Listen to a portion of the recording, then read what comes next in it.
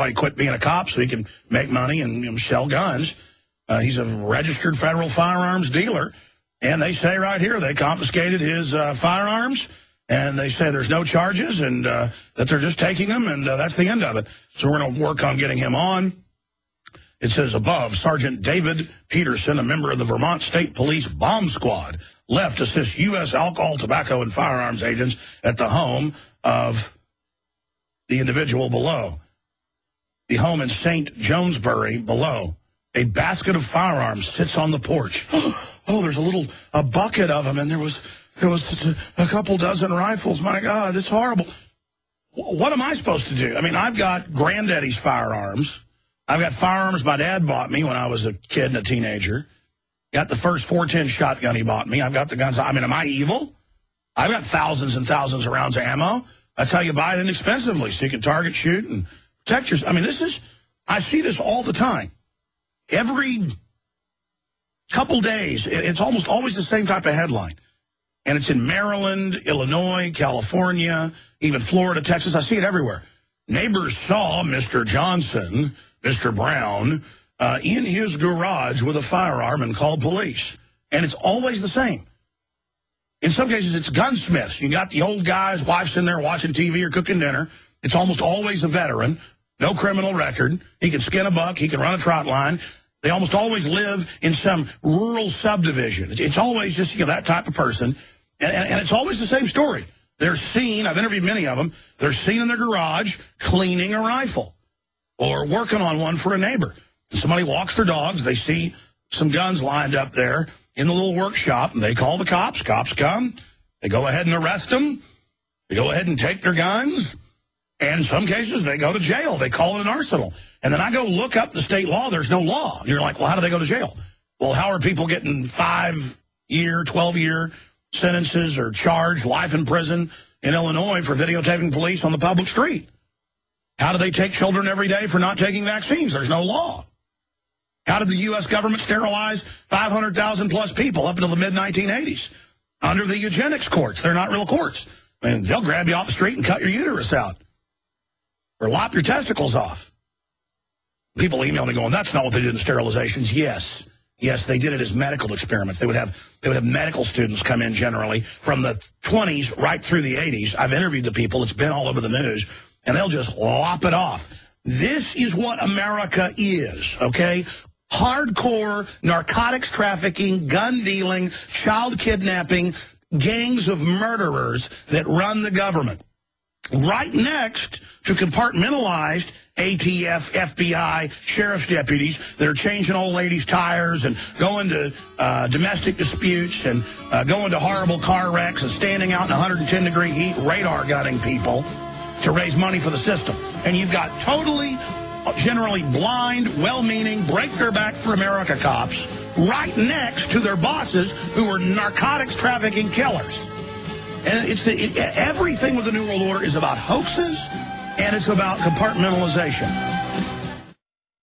This is my song to the Most High, who created all life on earth, like the birds that fly, the sweet air we breathe, all the plants and trees, the sun, and every planet in the galaxy. Yo, they feeding us books with all these books. We didn't ask to be here. We got took, enslaved and killed. We was raped and hung. We was lied to and forced to build America. Robbed of our technology and knowledge of self. The black man is the original man of this earth. We can live under the sun and give us strength. The white man gets sunburned and cancer of the skin. I got a lot of white friends. I'm not a racist. I acknowledge the Most High. I'm not an atheist. I just see through the bullshit and speak my mind. They terrified of my words, so they censor my rhymes. Good Lord, I'm crying out to you. Have mercy on the slave master souls. They did us dirty. They don't give a fuck about their own poor white trash. Just imagine how they feel about my black mates. Christopher Columbus, the Indians was here first. The Vatican, the pyramids is older. Shut off the nose and the lips of our statues. Mad it was black faces staring back at you. We even built pyramids on Mars. They won't tell us about that, cause then we realize who we are. When I wrote Pearly Gates, they said I hated God, so I wrote this song for the creator, the all. My world is empty without you, babe.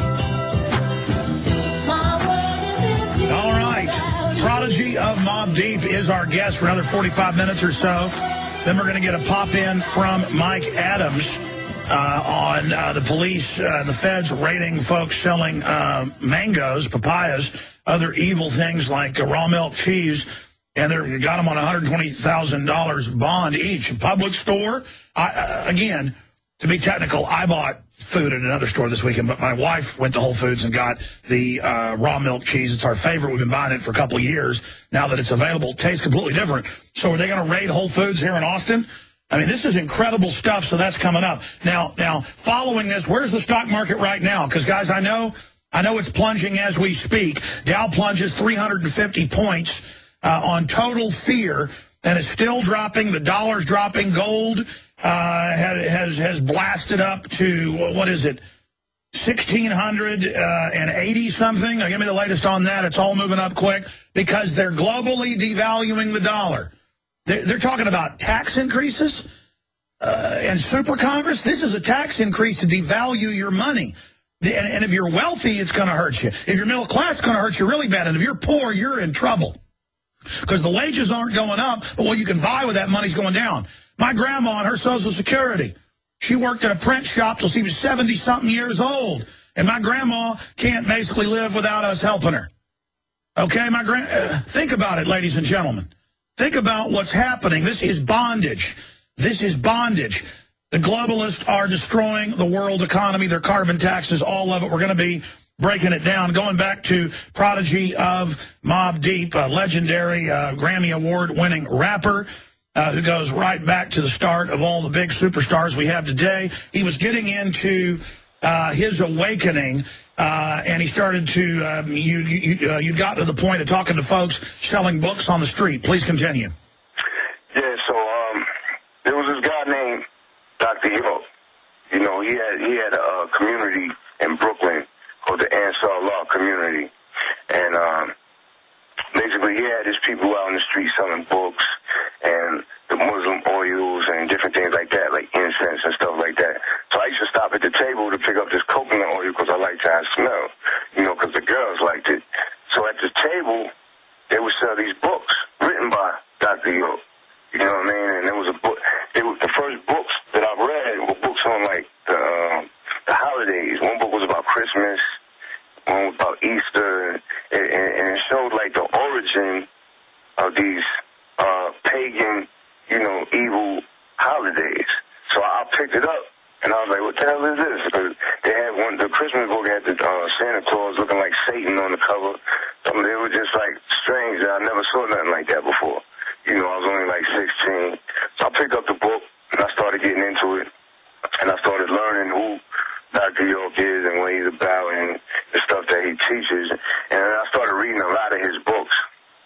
And I realized that, you know, this dude was basically teaching, you know, people, especially black people, you know, about our origin and where we come from and how we, you know, we have a great history in this world and how we were, like, basically brainwashed, you know, and soul-washed of all of our history and of who we are and everything. Well, that's right. If you go back to Roman times, no one looked at and said black men were inferior. I mean, that wasn't even, you know, debated or discussed. And you can lay out your historical review. But what really, from my research, you go back 500 years ago, they wanted to start this transatlantic slave trade, and they had indentured servants who were white in Europe, but they said, hey, we can use Bible passages and distort them, dealing with Ham and Cain and Abel, and say that these people deserved to be slaves, and it actually took some selling,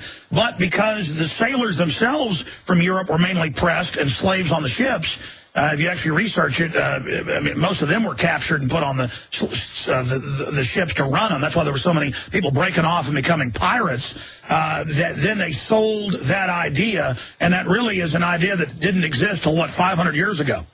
Yeah, exactly. You know, they flipped it in a lot of the Bible, so-called Bible stories and all that, or whatever. So, you know, Dr. York was just putting it out there, you know what I mean, and really, you know, exposing it to the world, you know, and sharing the information with everybody and accepting everybody also, you know, no matter what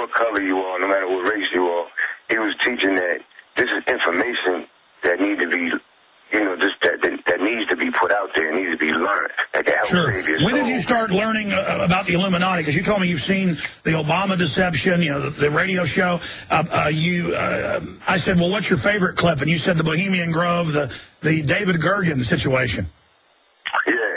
I mean, through his books, you know, through Doc books, that's how I learned about it. That's how I bumped into it.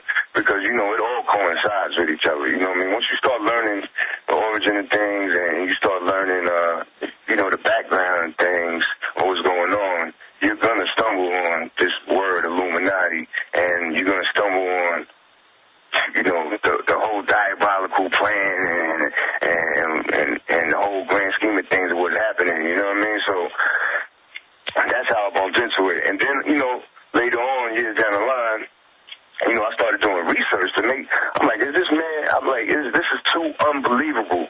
The information that I was learning was like too incredible, you know what I mean? So it forces you to do your own research. It forces you, like back then, there wasn't no internet when I was growing up, you know what I mean? So I had to go to the library, you know what I mean, and check books out. That's what I did, the exact same thing. So you've been awake for close to 30 years.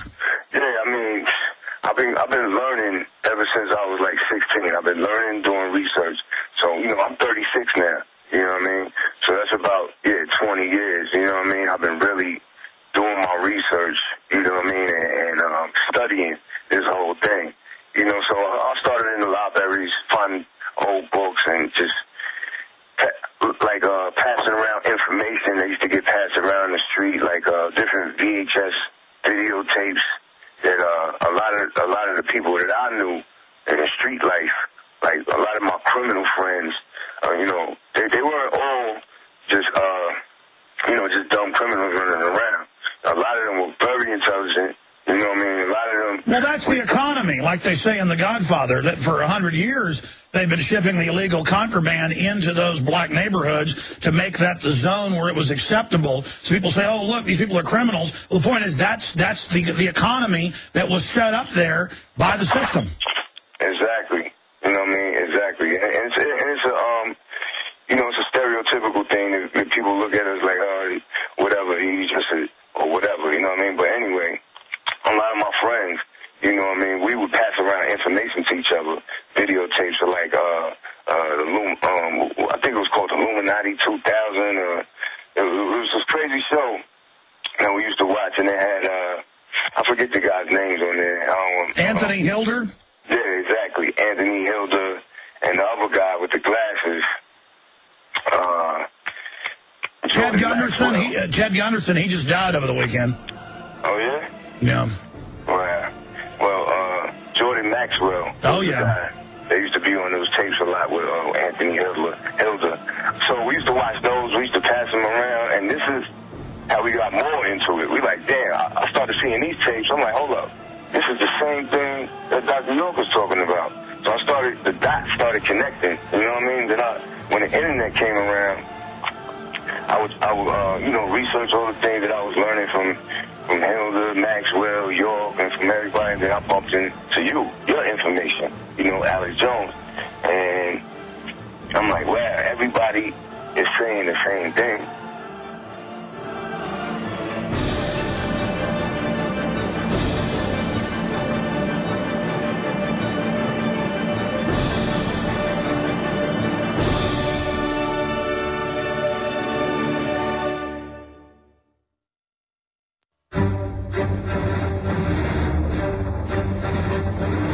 Big Brother, mainstream media, government cover-ups.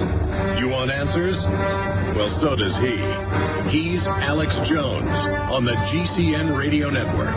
And now, live from Austin, Texas, Alex Jones. Every economic expert we had on, we have the experts on who are right, not the ones that lie. Mainstream ones aren't dumb. They're lying to you. We told you if the dollar was going to plunge, gold was going to explode, and the Dow was going to plunge as soon as they upped the debt limit. We're being maneuvered into financial slavery. The Dow's down 350 points, plunging, total fear.